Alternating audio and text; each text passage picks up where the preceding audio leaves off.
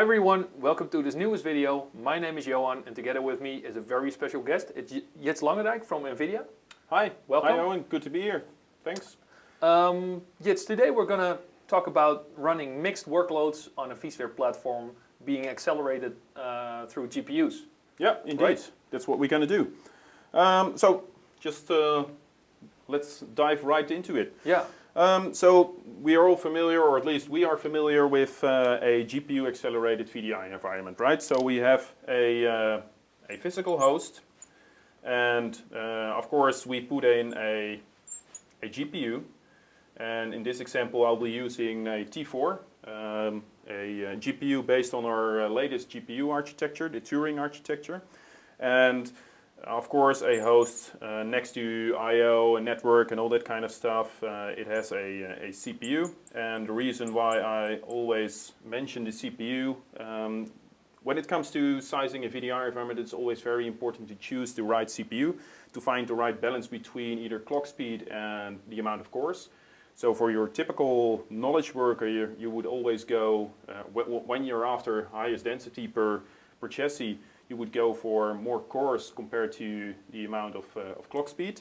While you're serving a VDI environment for some high demanding graphic workloads like CAD applications, you would go for a higher clock speed and maybe less CPU cores. So yeah, that's why I always think it's important to mention it when you're designing your VDI environment. And of course, on top of that, we install a hypervisor, and this hypervisor can be any hypervisor, but we're going to talk about ESXi today. Yeah, that's the most easiest example in this case. So in this hypervisor, we install a vGPU Manager. And this is a piece of software that you get from NVIDIA, and which we have created together with the vendors of the hypervisor, so with VMware in this particular example. And on top of this hypervisor, you can run multiple virtual instances, multiple virtual machines. So for this example, just draw 4 virtual machines. These virtual machines can have access as a shared PCI device to this physical GPU. So via the GPU Manager, they all have access to one of the physical GPUs. So this one has 16 gigabytes of frame buffer. So we can, in theory, assign 4 gigabytes of frame buffer to each and every individual VM. But we can also... it's 4 times 4, or 2 times 8, or 8 times 2, or 16 times 1. Yes. Or so even 1 times 16. Yeah, that's right, all possible indeed. And of course we install some guest drivers, some NVIDIA guest drivers, and there's always a relationship between these guest drivers and the vGPU Manager. So you have to make sure that they are within the same software branch. So you cannot mix a 9.0 vGPU Manager with 7.0 or 8.0 guest drivers, or vice versa. This is something we are working on, but currently not yet available. Okay. So nothing new here. Right. And of course, no one has just one server, because one is just none. So we have another server, and herein we have a T4 as well, and we have a hypervisor with the vGPU Manager installed. And again we have some virtual machines. So again we have 4 virtual machines running on ESXi with a T4 accelerating these Windows virtual machines. For this example, I'll be using Windows. Yeah. And as you said, we can do either 1, 2, 4, 8, 16 gigabytes of frame buffer, and we can also still make use of a pass-through technology, which is also still available within the vGPU technology. Yeah. So one virtual machine, direct access to one of the physical GPUs. So, and of course these all have their guest drivers installed as well. So these are all just typical Windows desktops running through the day with a CAD application, for example. and by the end of the day, maybe some of the users are starting to log off and return to their homes. So in this case, we have a server that is only being utilized for 75% of the resources and one for 25%. And it's actually, well, that's a waste, of course, of all these resources. So what we have done together with our hypervisor vendors is introducing this support for live migration. So this provides us the ability to move one of these virtual machines to another host while this user is still using his application. Maybe he sees a little glitch when the last pieces of frame buffer are copied over to the target host. But this results into a situation where this entire set of resources is well, completely free for some other workloads. So maybe these users are doing some designing work during the day with a CAD application, and they need to do some fluid dynamics, some calculations at night. So in this case, what we can do is make this into one virtual machine and have just one virtual machine access to this T4. Right, just basically just spin up a new VM, allocate the full size of the physical video memory to that single VM, yep, but also allocate the full compute power of the GPU to that single VM. Yeah, indeed. So this really leveraged the capabilities of this live migration, this VMotion capability that was introduced to both serve a graphics workload as well as a compute workload. Yeah, because what we are seeing in the market, and you know, you could take 24/7 enterprises or hospitals. What you always see is that by day, if you have a concurrency of, let's say, 95%, on average, during the night that will drop. So the concurrency, yep, will drop and maybe even drop to, let's say, 5% of utilization. It's a waste of resources if you don't basically use them at night for something else. And this is why consolidating those VMs to the other host that could run those VDI users on a smaller scale and free up the resources for something else is so important. It could also, and that's one of the things that we see at customers, this could lower your TCO. If you are investing, yep, in a compute platform next to the VDI platform to run those computational workloads on, but now since you have those workloads already, or the resources already, you could just run those HPC workloads on the platform as well. That will save you money. Yeah, yeah, and don't get me wrong. We love to sell as many GPUs as we can, right? But we need to do it for the right reason. And it doesn't make sense to have a complete HPC cluster which is only being used maybe 15% of the time, and a different VDI cluster or an environment that's being used for, well, only 40 hours a week.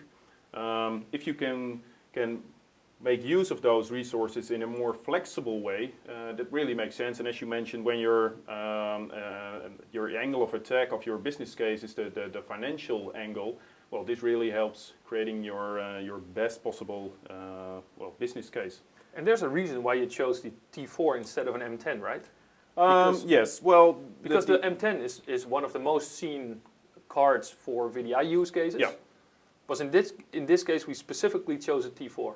Yes, there are multiple reasons. First of all, the M10 is a great board when you're after the highest user density per GPU or per server. So an M10 has 32 gigabytes of frame buffer and has 4 physical GPUs on the board.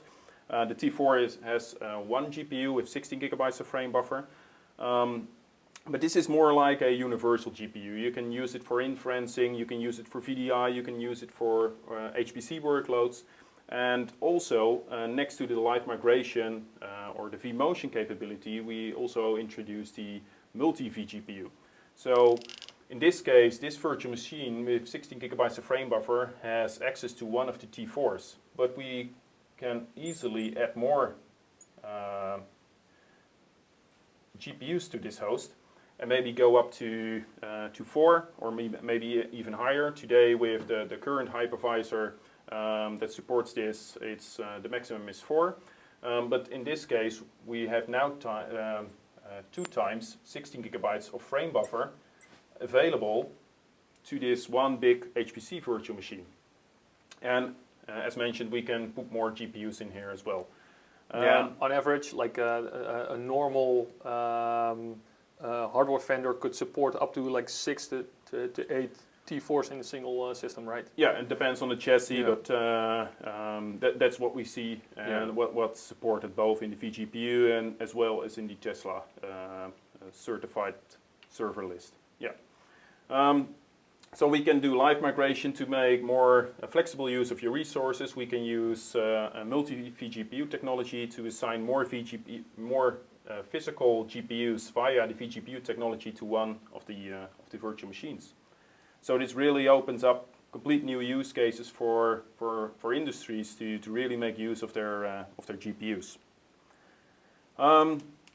And of course, this is just a graphics workload, and this is an HPC workload, but you can also translate it towards a creative designer in media and entertainment who's creating his images during the day and maybe wants to do a little bit of rendering. So this can be easily a rendering host. And maybe during the night you do the full rendering, so you need a one big fat rendering machine to do all your rendering. So again, this is the mixed workload. So whether it's graphics, it's HPC, it's machine learning, deep learning, or rendering, they all make use of these GPUs. And the so the T4 is also a card that supports mixed workloads running on the same card, right? So if you look at the M10, for instance, it's a great card, like you mentioned. It has high densities, but it cannot run computational and graphics workloads on the same card, right? Yes, that's correct. So we have different architectures, different generations. So with Grid, we started with the Kepler, the K1 and the K2, and then we introduced the Maxwell architecture with M60, M6, and M10. And then the Pascal series was introduced. This was the first board that could do both computational as well as graphics simultaneously. So this is why we had a GPU mode switch utility specifically designed for the M60. Yeah. And then we had the Volta architecture. The Volta was a board specifically designed for the high-end, high-demanding HPC clusters. So that's a V100, right? Yeah, that's the V100 in both a PCI form factor or an MXM form factor. Yeah. So this is being used in the DGX workstation and DGX1 and DGX2. And this is also the board that's being used for all the supercomputers throughout the world, like Sierra or Summit.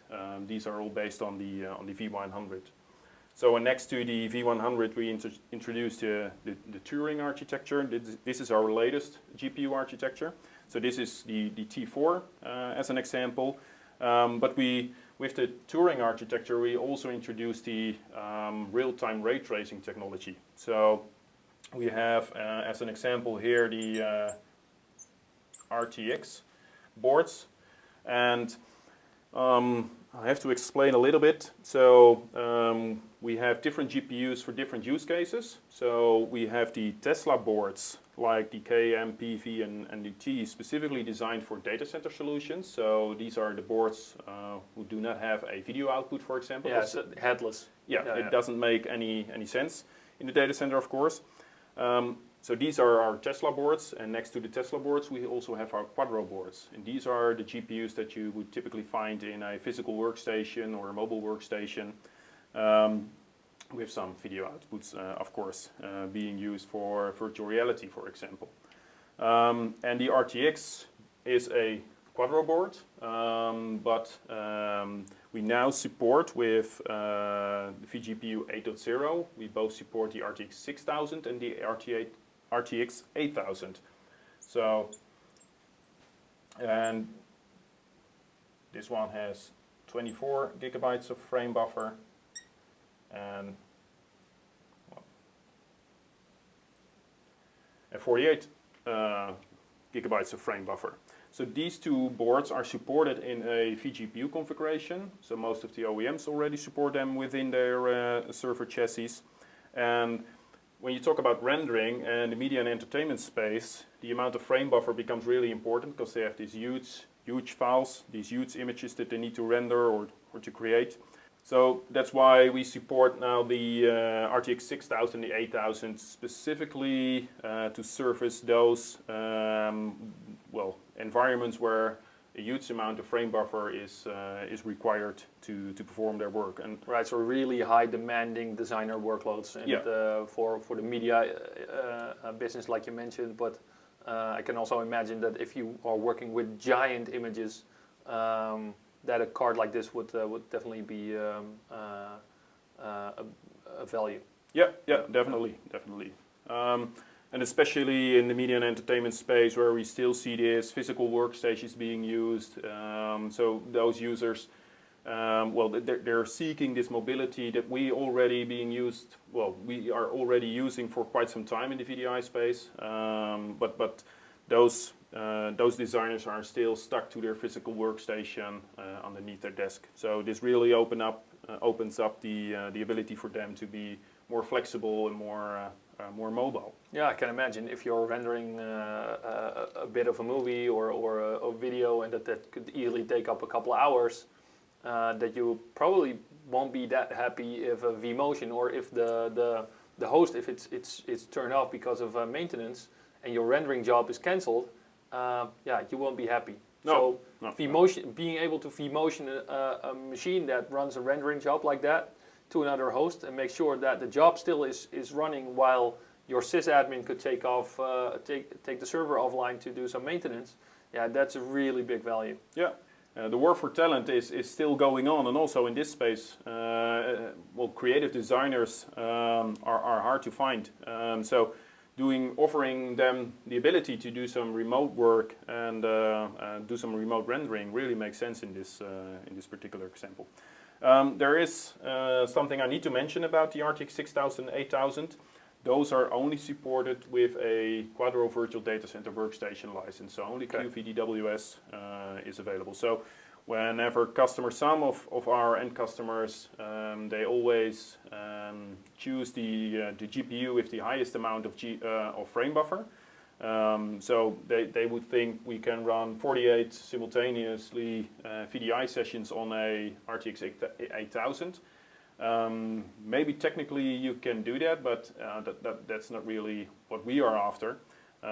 This is still a single GPU board, so 48 users on one single GPU. Well, you can imagine. It would be a better idea to just have 3 T4s in a single system to do the same thing. Yeah, the other benefit of having multiple cards next to each other in the same host is that you could basically assign different profiles to your virtual machines.